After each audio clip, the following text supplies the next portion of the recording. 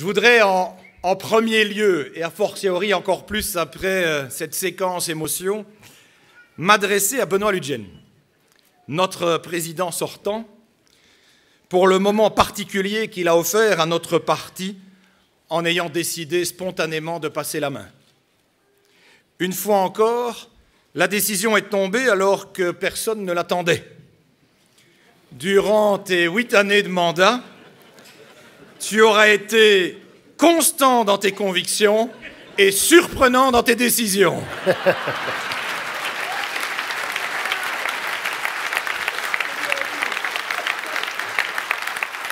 Mais toujours, tu nous as convaincus de la justesse de ces décisions et de l'intérêt collectif qu'elles incarnaient. Nous nous connaissons depuis 20 ans. À l'époque, d'ailleurs, je vendais les produits wallons. Pays wallon, tout est bon. Je me souviens, c'était le slogan. On aurait des foules d'anecdotes à raconter, dont certaines qu'il vaut mieux que nous gardions entre nous deux. Nous nous connaissons depuis longtemps, mais je suis en tout cas très honoré de te succéder, très fier de la confiance que tu m'as témoignée de longue date, pour que je poursuive ton œuvre avec ma personnalité, avec mes qualités et mes défauts, et avec mes tonalités propres. Pour tout le travail réalisé, pour ton authenticité, ta force de travail et ta convivialité, merci encore une fois de notre part à toutes et tous. J'ai un petit cadeau.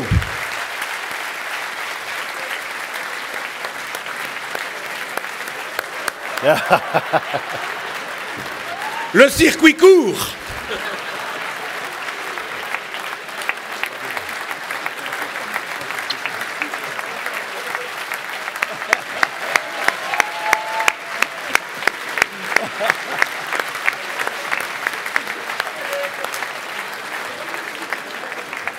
C'est un autre style de bouquet de fleurs. Je voudrais ensuite m'adresser aux autres candidats pour les féliciter pour leur participation à ce scrutin qui n'avait rien d'évident, au vu notamment du calendrier resserré et imposé par la proximité immédiate des prochaines élections législatives, européennes et régionales. Vous avez saisi l'opportunité que Benoît a bien voulu offrir à notre parti pour présenter vos convictions, vos lignes de force et vos tempéraments respectifs. Nous ne nous aurons pas échappé.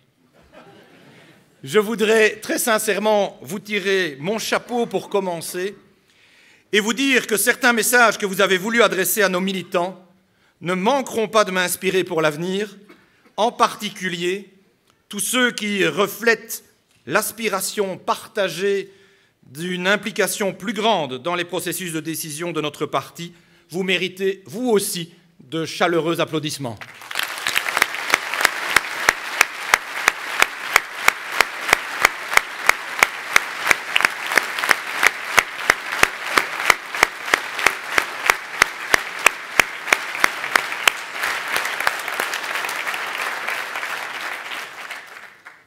Il faut que j'utilise ma lampe d'iPhone parce que, comme je suis plongé dans le noir, je vois à peine ce que j'ai écrit sur mes papiers.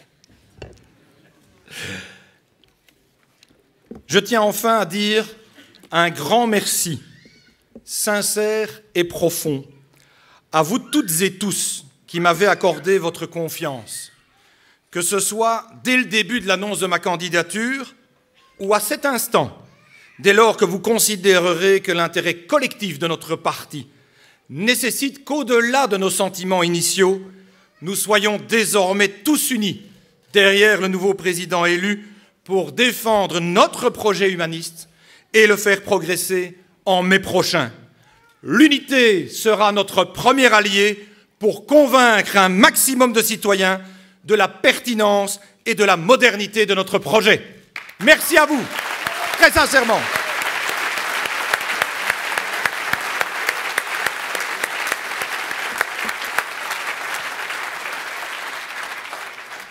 Et merci pour la lumière. Ceux qui me connaissent savent que je déteste la politique de l'autruche et apprécieront dès lors ou pas, mon franc-parler. Mais il serait pire que tout qu'à l'entame de ce mandat, je sois dans un déni béat qui ne nous permettrait pas d'avancer ni de poser les jalons de notre action future.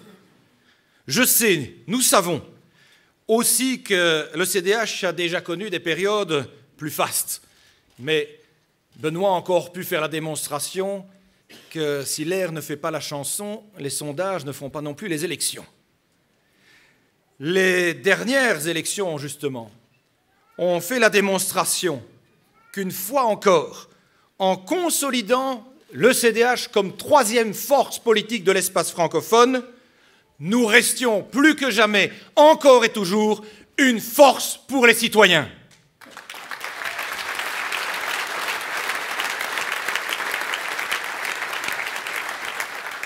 Alors, s'il est vrai que nous devons faire preuve de lucidité, cessons aussi de nous angoisser et concentrons vigoureusement notre énergie sur ce que nous avons de plus positif à offrir aux gens, la pertinence de notre projet, l'authenticité de notre action, notre sens réel de l'intérêt général, notre force de proposition, notre capacité de fédérer plutôt que de diviser une société qui l'est déjà beaucoup de trop. Face à ce constat, l'enjeu n'est certainement pas de se morfondre, ni même, si cela peut paraître plus porteur, de se fondre dans des processus de langage clivant, ni de faire comme les autres. Nous devons être plus fortement nous-mêmes, c'est-à-dire un parti qui ne se contente pas d'être un bon gestionnaire, mais un parti qui trace aussi la voie avec audace et avec vision. Il nous faut incarner un nouvel imaginaire politique pour nos concitoyens de Bruxelles et de Wallonie.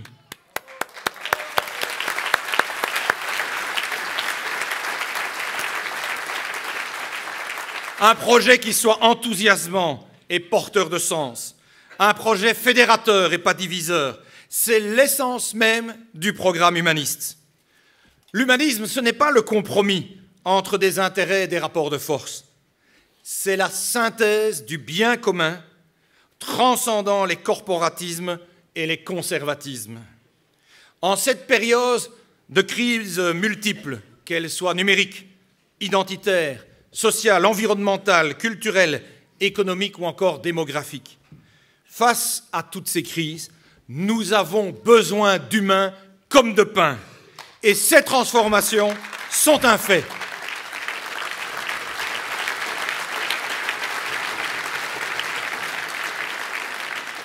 Nous avons besoin d'humains comme de pain à l'heure où toutes ces transformations drainent légitimement autant d'enthousiasme que d'appréhension. Et face à celle-ci, il existe une réponse infiniment plus humaine que la résignation. Nous devons revoir et vouloir rendre aux politiques sa crédibilité, plus encore, sa légitimité. Les gens ne croient plus au ministère de la parole. Ils veulent du parler vrai, de l'authenticité et de l'action. La nuance a historiquement été notre marque de fabrique.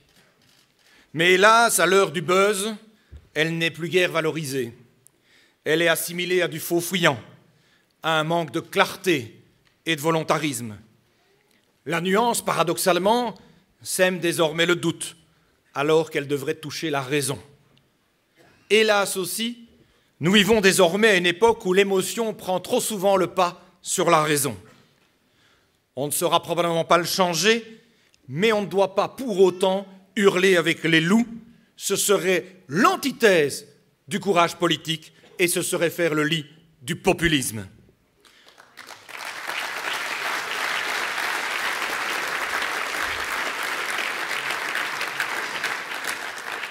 Devons-nous nous résoudre à aller vers des sociétés duales, avec leurs gagnants et leurs perdants, avec des régimes d'enseignement et de santé à 2 vitesses?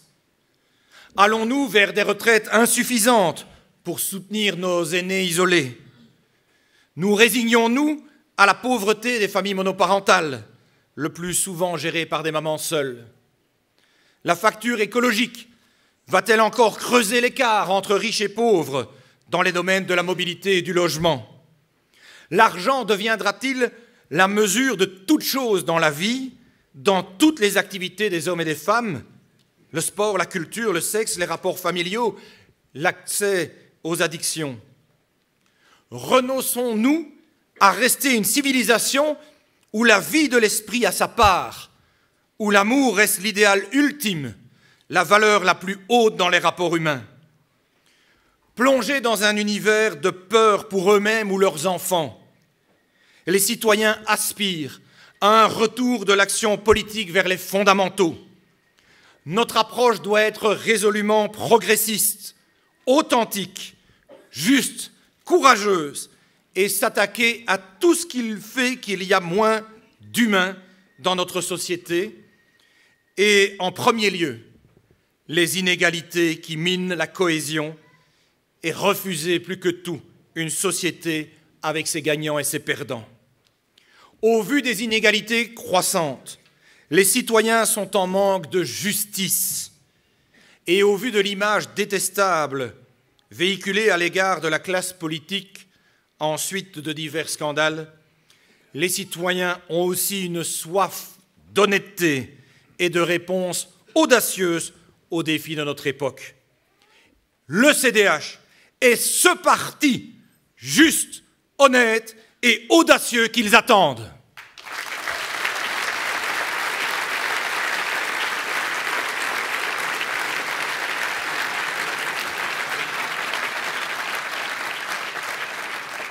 Il y a 2 jours, des dizaines de milliers de jeunes le clamaient encore dans nos rues. Chers adultes, chers responsables politiques, réveillez-vous face à l'urgence climatique, face aux causes environnementales. Ce cri du cœur est chevillé au corps des jeunes générations, mais constitue également un enjeu fondamental pour un nombre croissant de nos concitoyens de tout âge. L'urgence environnementale n'est plus l'apanage d'un seul parti. L'action vigoureuse de nos ministres en témoigne déjà. Cet enjeu essentiel pour nous, pour notre bien-être, pour notre cadre de vie, pour notre vivre ensemble collectif, qu'est l'environnement, doit irriguer systématiquement l'action de notre parti à tous les niveaux de pouvoir. Le CDH doit continuer de porter un message résolument environnemental, sans culpabilisation, en prenant en compte les difficultés qu'éprouvent les citoyens les plus fragiles ou nos agriculteurs, par exemple. C'est probablement ce qui nous distingue d'autres. Nous ne voulons pas d'un combat punitif, stigmatisant, mais bien d'un élan collectif, positif et automatique en faveur du climat. Une approche qui fédère et qui convainc, pas une démarche qui accuse, culpabilise et sanctionne avec des taxes diverses et variées dont certains ont le secret. Nous ne voulons pas faire la leçon et imposer d'en haut, mais valoriser les comportements alternatifs et mettre les acteurs en transition et les citoyens en mouvement. Selon moi, le futur plan fédéral d'investissement doit être un plan de transition écologique autant que de transition économique. Et nous préconisons l'instauration d'une taxe carbone aux frontières de l'Europe, visant à pénaliser les produits importés des pays les moins engagés sur le plan climatique pour forcer leur réaction et préserver nos propres marchés et nos entreprises.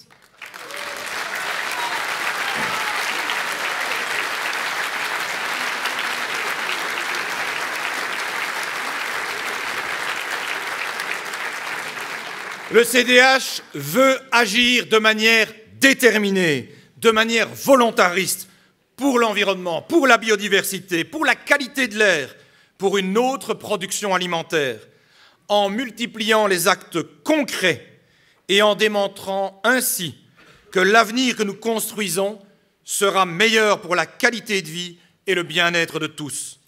D'autant que cette lutte contre le réchauffement climatique et les déséquilibres écologiques constitue un secteur privilégié de création d'emplois variés, depuis la recherche et l'innovation dans les énergies renouvelables jusqu'au métier du bâtiment.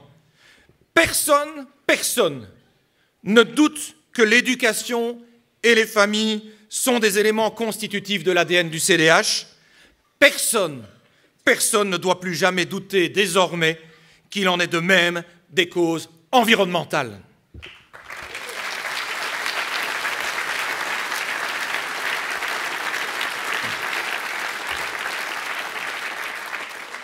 Être juste et audacieux, c'est aussi offrir aux Belges les conditions de préservation de leur premier bien, leur santé. Rien n'est plus précieux. Comment ne pas être bouleversé par ces gens proches qui nous quittent trop tôt, sans avoir eu le temps de dire ouf, par ces enfants qui ont passé plus de temps à l'hôpital que chez eux, par ces personnes qui peinent à pouvoir s'acheter des médicaments dont les prix ont augmenté. Nous bénéficions en Belgique d'un système de soins de santé performant. Toutefois, cette organisation est mise à mal par une politique fédérale marquée par le seul objectif des restrictions budgétaires et une difficulté à préparer le système pour faire face à l'évolution de nos besoins.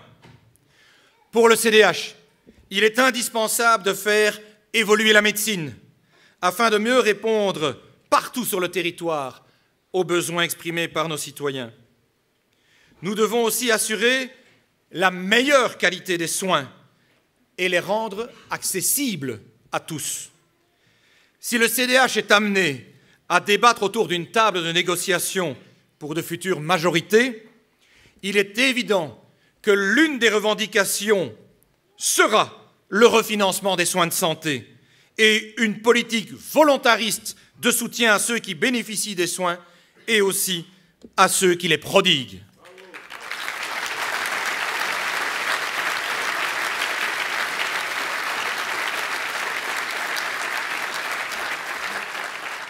Nous l'avons vu d'ailleurs dans le petit clip diffusé tout à l'heure. À notre estime, c'est ma conviction, le verrou du numerus clausus doit aussi sauter une bonne fois pour tous. Plus que n'importe quel autre parti, le CDH est et sera le parti de la santé.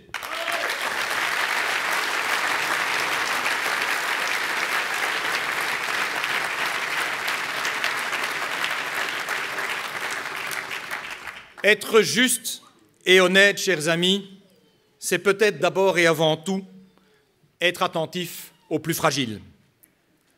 S'élever contre les situations de grande précarité. Elle se vit bien sûr partout sur le territoire national, dans nos villages comme dans nos villes, avec souvent la solitude comme seul compagnon de route. Dans notre pays, 1 habitant sur 4 et 1 enfant sur 6 ne disposent pas des moyens nécessaires à mener une existence humaine digne. Ils vivent sous le seuil de pauvreté. Dans le même ordre d'idées, l'écart de revenus entre les plus riches et les plus pauvres s'est multiplié par 3 en une seule génération. Chaque année, près de 20 milliards d'euros de recettes fiscales sont éludés frauduleusement. C'est l'équivalent du budget des soins de santé. Aujourd'hui, la classe moyenne fond et 40% des Belges éprouvent des difficultés à nouer les deux bouts. Et pourtant, une classe moyenne solide, c'est le gage d'une forte cohésion sociale et d'une solidarité effective entre les plus pauvres et les plus riches. Encore faut-il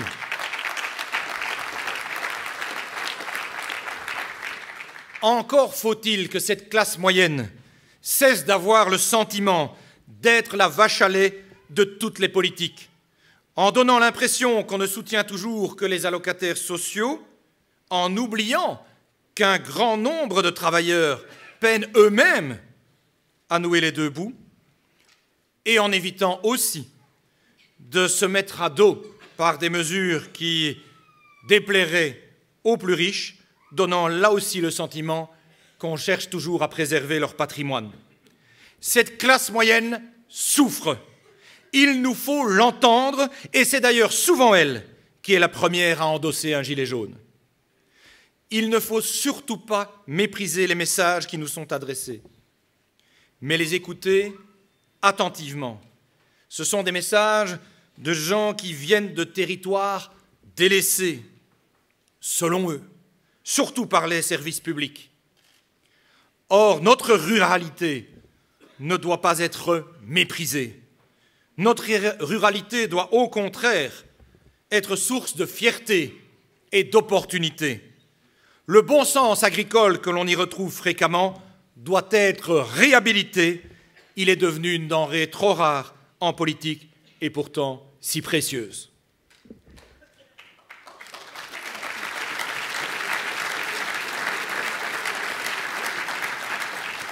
Chers amis, nos citoyens aspirent à pouvoir rêver un projet de vie, mais encore plus à pouvoir le concrétiser. Exercer un job stable, non précaire, justement rémunéré et qui fait sens, est un objectif naturel de chacun pour s'épanouir, assumer sa famille, aider ses proches, bâtir ses projets ou encore avoir des loisirs. Rien ne saurait servir d'alibi pour exonérer les pouvoirs publics de mener une action volontariste en faveur de la création d'emplois. Des emplois privés en premier ressort, en créant les conditions de la reprise économique, en veillant à la qualité des emplois créés et en veillant aussi au bien-être au travail. Car la finalité de notre modèle de développement doit être la croissance de notre qualité de vie, pas celle du capital. Nous passons en moyenne 5 heures par jour sur Internet et près d'1 heure en voiture pour les seuls trajets domicile-travail. Le monde du travail évolue rapidement, l'environnement de travail change, les outils aussi. L'organisation des entreprises se réinvente, les nouvelles générations inspirent d'autres manières de travailler. La nécessité de pouvoir concilier sa vie privée avec son engagement professionnel est un défi pour de nombreux travailleurs. Les nouvelles technologies permettent d'être disponibles partout, tout le temps, ce qui facilite l'envahissement de la sphère privée par des activités professionnelles. L'organisation de la société ne facilite pas toujours la conciliation des temps. L'école termine à 15h30, parfois plus tôt encore. Les déplacements prennent beaucoup de temps. De nouvelles solutions sont à inventer pour que nous vivions de manière sereine et épanouissante notre engagement professionnel. Le droit du travail et de la sécurité sociale doit accompagner ces évolutions. Et des absurdités doivent être corrigées à l'échelle européenne pour enrayer plus vigoureusement les effets néfastes du dumping social, pour travailler à une harmonisation fiscale en Europe, pour éviter la course au moins-disant et permettre de mieux soutenir nos entreprises dans les marchés publics. Je souhaite une Europe qui corrige les inégalités et qui consolide nos atouts, plutôt que de subir les influences externes des multinationales et le règne des géants économiques. Être juste et honnête, c'est aussi se lever avec force, avec indignation aussi, contre toutes les sources d'inégalité. En matière de logement, en matière fiscale, en matière de santé, mais aussi en matière de genre. Les inégalités salariales vécues par les femmes, les difficultés majeures auxquelles les familles monoparentales sont confrontées, sont autant de sources d'injustice auxquelles nous devons offrir des réponses fortes. 50% des femmes qui constituent un ménage monoparental vivent sous le seuil de pauvreté ou à proximité. Le coût du logement constitue aussi trop régulièrement un frein pour les familles séparées, qui doivent offrir suffisamment de chambres distinctes pour les enfants, afin de conserver leur garde alternée.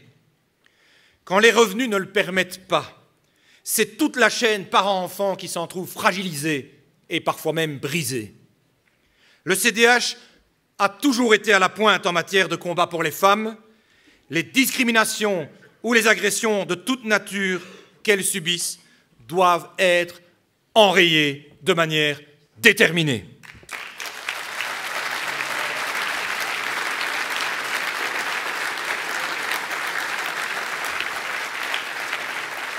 Je veux que nous soyons aussi bien plus attentifs à l'égard des enfants handicapés mais aussi les adultes handicapés. Je n'ai jamais compris personnellement que l'on consacre si peu de moyens à ceux qui comptent certainement parmi les plus faibles de notre société, en négligeant les capacités institutionnelles de prise en charge, les coûts multiples en argent, en temps, en patience, assumés par ces parents d'enfants autistes, par exemple, sans omettre l'énorme angoisse vécue par les parents vieillissants de jeunes handicapés adultes qui se demandent qui prendra soin de leur enfant, au final, quand ils ne seront plus là. N'est-ce pas d'abord vis-à-vis de ces familles en souffrance que nous devons être justes et honnêtes, en amplifiant les moyens publics destinés à les soutenir, au-delà des plans autisme, du plan Wallon-Éric et des initiatives bruxelloises en la matière. Développer l'assurance autonomie, c'est aussi, à cet égard, mais pour d'autres, offrir les meilleures conditions d'un bien vieillir et anticiper le défi démographique. Nos aînés sont pleins de ressources, nous le savons, ça nous a encore été rappelé tout à l'heure, valorisons-les mieux collectivement. Reconnaissons mieux, oui, vous pouvez applaudir les aînés.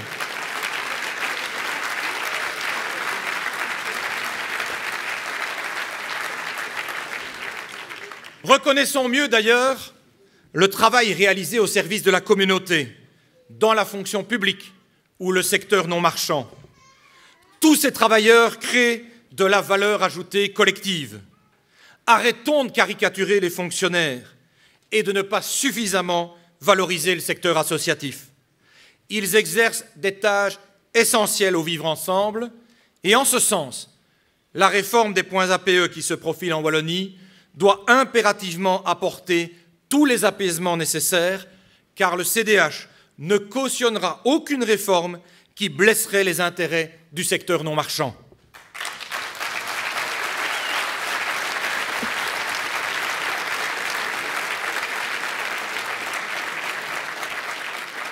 Et évitons aussi de faire croire que la satisfaction des besoins de tous passera par une réduction linéaire du temps de travail à salaire inchangé. Cette proposition est d'un autre temps.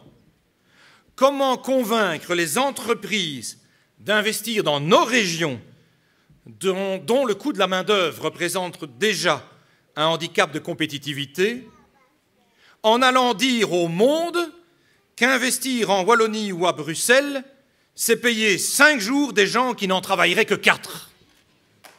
Je pensais que seul le PTB aurait osé formuler cette proposition. La proposition serait de surcroît encore plus néfaste dans le non-marchand. Il y a déjà pénurie d'infirmières, d'enseignants ou d'aides familiales. Ce serait encore pire si on réduisait linéairement leur temps de travail. Penser que la hausse de productivité compenserait la réduction du temps de travail, cela veut dire, dans un hôpital par exemple, plus de patients pour une seule infirmière, des cadences encore plus insupportables. Cela veut dire moins de temps pour les contacts humains. Par contre, l'idée d'une semaine de 4 jours complétée par un jour de formation pour les peu qualifiés, ou la semaine de 4 jours sans réduction du temps de travail, pour plus de souplesse dans le planning de vie de chacun, ça, ce sont des idées que l'on peut promouvoir. Nous devons proposer un modèle alternatif qui porte une attention plus grande à la qualité de vie et qui devra aussi garantir des revenus décents à chacun d'entre nous. Car aujourd'hui, les fins de mois, que dis-je, les milieux de mois, voire, comme nous le rappelait le Réseau wallon de lutte contre la pauvreté et son homologue bruxellois il y a peu encore dans notre bureau politique, les premiers jours du mois, pour certains, sont bien trop durs pour un nombre croissant de personnes, travailleurs comme petits pensionnés ou allocataires sociaux. Comment peut-on encore dans ce pays formuler la promesse que tous gagnent au moins le minimum vital qu'est le seuil de pauvreté? Cela ne devrait plus être une promesse, mais une réalité depuis bien longtemps.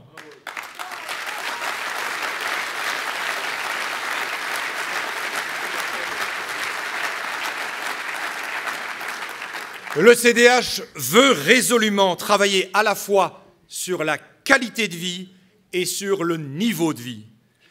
Un gros milliard d'euros serait nécessaire pour redonner de l'oxygène aux plus basses allocations. C'est bien peu de choses face à certaines dépenses ou à certaines absences de recettes comme celles issues de la fraude. Si la politique sociale, en ces temps de lutte contre les inégalités, doit être la mère de toutes les politiques, la première des libertés reste la sécurité.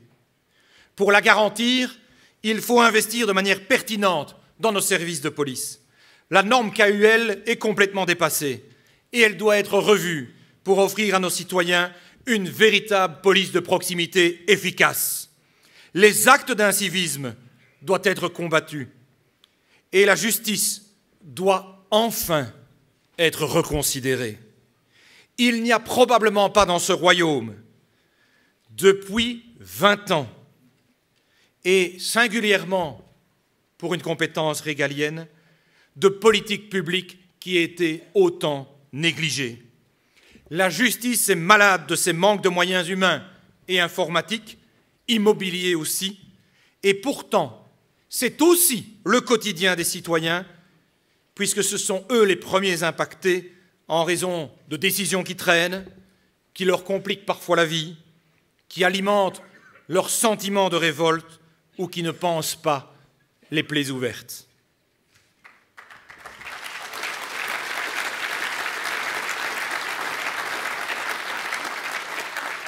Notre politique économique doit se repenser, être à la fois décomplexée et relocalisée. Nous avons besoin d'une nouvelle réforme fiscale. Je dirais même, enfin, d'une véritable réforme fiscale, pas celle qui a consisté à adopter quelques rustines correctrices ci et là, mais le modèle doit se repenser fondamentalement. Nous devons faire en matière fiscale un travail de fond copernicien, comme nous l'avons fait en matière d'éducation avec le pacte pour un enseignement d'excellence. Les pays nordiques ont osé rebattre les cartes. Le travail ne peut plus être autant taxé. Les cotisations patronales ne peuvent plus peser si lourdement dans notre compétitivité. Déplaçons le curseur entre travail et capital et réoxygénons nos entreprises.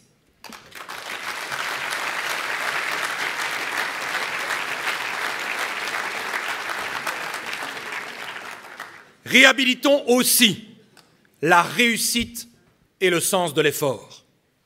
On vit dans un pays où ceux qui entreprennent et réussissent sont jalousés, parfois décriés, souvent culpabilisés. Changeons de logiciel et soyons enthousiastes quand des compatriotes réussissent parce qu'ils ont osé. C'est parce qu'ils ont été audacieux et téméraires parfois qu'ils ont pu créer de la richesse et de nombreux emplois qui profitent à d'autres citoyens. Soutenons davantage nos indépendants, dont certains se crèvent littéralement à la tâche. Réduisons les inégalités de traitement entre indépendants et salariés, y compris progressivement en matière de pension. Plus aucune théorie économique ne peut décemment aujourd'hui justifier qu'un indépendant en fin de carrière touche quelques poignées de centaines d'euros comme retraite.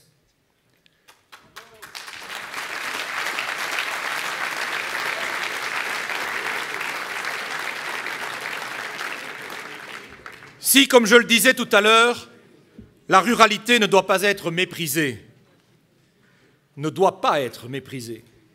le rôle des villes doit aussi être réhabilité et renforcé. Les villes sont aujourd'hui la source des dynamiques économiques créatrices d'emplois. Toutes les études tendent à démontrer que c'est au départ des pôles urbains que se développent les territoires et les richesses. Cette dynamique métropolitaine, à l'échelle de l'Europe et du globe, ne va que s'accélérer avec le tsunami des révolutions et opportunités numériques. Et pourtant, ce sont aussi dans ces mêmes pôles urbains que se concentrent, plus que partout ailleurs, les tensions, la très grande précarité, la toxicomanie, les questions aiguës de mobilité, de sécurité, de qualité de l'air, d'interculturalité, bref, de vivre ensemble. L'aménagement de nos villes doit être repensé pour favoriser les échanges humains. Les questions de mobilité, surtout à Bruxelles, doivent être supralocalisées. Les freins aux nouvelles formes de cohabitation doivent aussi être levés. Cessons de pénaliser fiscalement ou financièrement ceux qui décident d'habiter ensemble dans de nouvelles formes de logement, de colocation ou d'habitat partagé. Plus largement, mettons un terme au statut de cohabitant qui pénalise de manière ridicule nombre de personnes en favorisant finalement la fraude au logement public ou aux allocations sociales.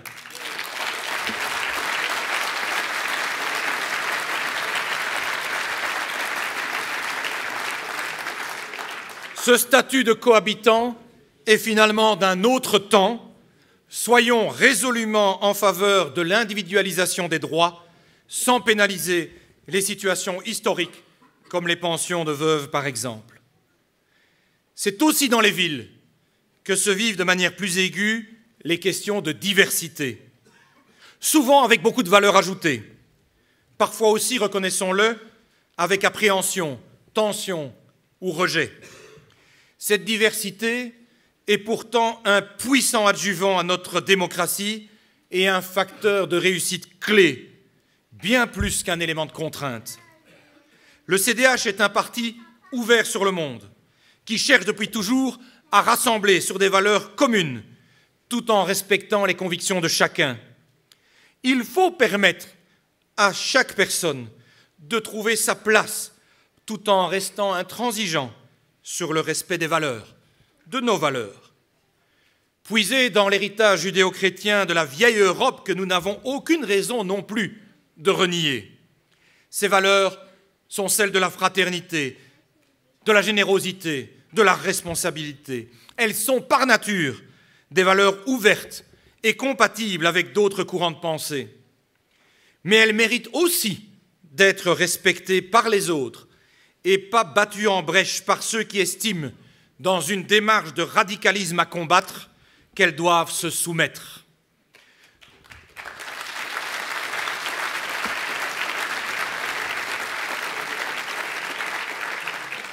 Notre tradition d'accueil doit d'ailleurs être assumée avec fierté, mais sans fausse naïveté. Comme toute politique publique qui se respecte, la politique de migration doit aussi faire l'objet d'une ligne de conduite claire, mais aussi de limites, voire de sanctions. Elle ne doit plus être une politique faite de tabous, ni de caricatures, ni au détriment des personnes étrangères qui méritent d'être accueillis et auxquels le droit d'asile doit être reconnu, ni au détriment de ceux qui souhaitent juste une approche équilibrée. Il faut être respectueux des valeurs des autres, mais aussi être respectueux avec les nôtres. Ce respect est déjà à l'œuvre auprès de tous ceux qui s'investissent dans les plateformes citoyennes d'aide aux migrants, dont l'engagement désintéressé mérite d'être souligné et encouragé.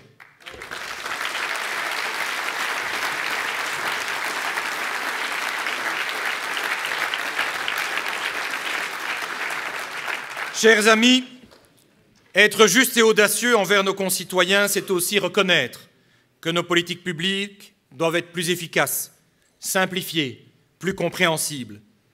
C'est reconnaître que nos modes de gouvernance doivent évoluer, non pas en stigmatisant gratuitement les mandataires qui se donnent à fond pour améliorer le quotidien de chacun dans leurs sphères d'action respectives, mais en se concentrant sur les vrais besoins du moment et pas sur de vaines querelles institutionnelles.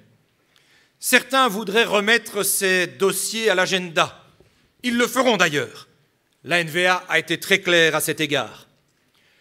Mais les gens demandent que nous nous concentrions sur les questions sociales, environnementales et économiques auxquelles ils sont confrontés. Le CDH sera la mouche tsetse de la NVA. Nous endormirons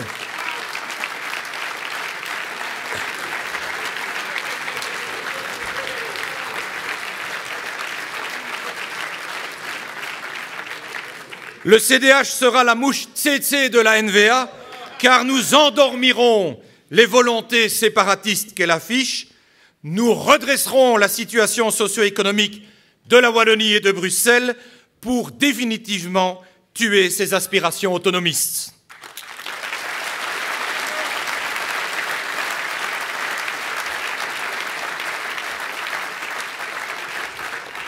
Le salut de la Belgique, mon cher Yann, le salut de la Belgique passera par le salut de nos régions, par l'amélioration de leurs performances économiques et sociales respectives, par un taux d'emploi meilleur, singulièrement pour notre jeunesse.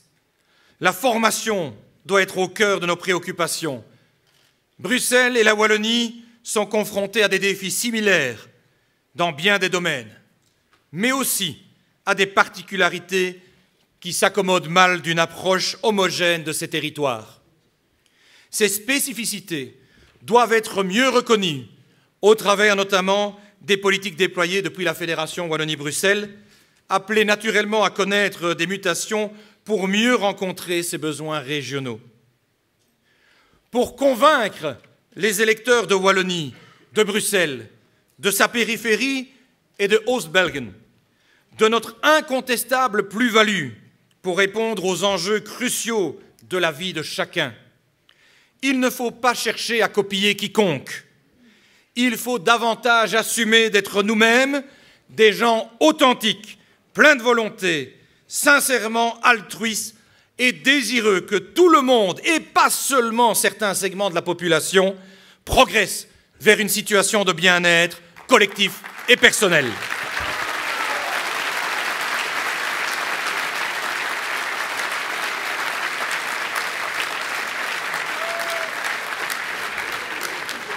Il faut aussi assumer de prendre des positions qui puissent déplaire à certains, au risque sinon d'avoir un consensus mou qui déplaise à tous.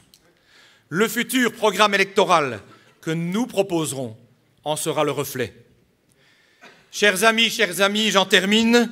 Face à l'immense besoin d'humains, je suis moins bref que vous, monsieur Defoy, c'est vrai. Face à l'immense besoin d'humains qui est exprimé par les gens, j'en suis convaincu. C'est plus que jamais l'heure du CDH. Un CDH promouvant la justice, l'équité, l'effort, la solidarité, l'éducation, l'initiative et la nature. C'est l'heure des citoyens démocrates humanistes, car nous sommes les seuls à proposer comme projet politique le rassemblement à une époque où, plus que jamais, les divisions et les buzz sont la norme.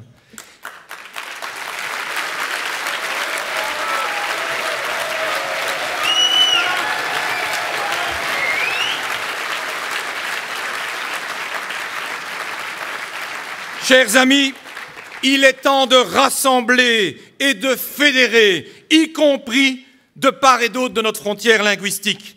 Grâce à votre engagement, à votre implication, à votre détermination, nous prouverons en mai prochain que c'est bel et bien l'heure de l'humain. Alors, sans complexe, avec envie, avec passion, allant de l'avant, de l'audace, encore et toujours de l'audace.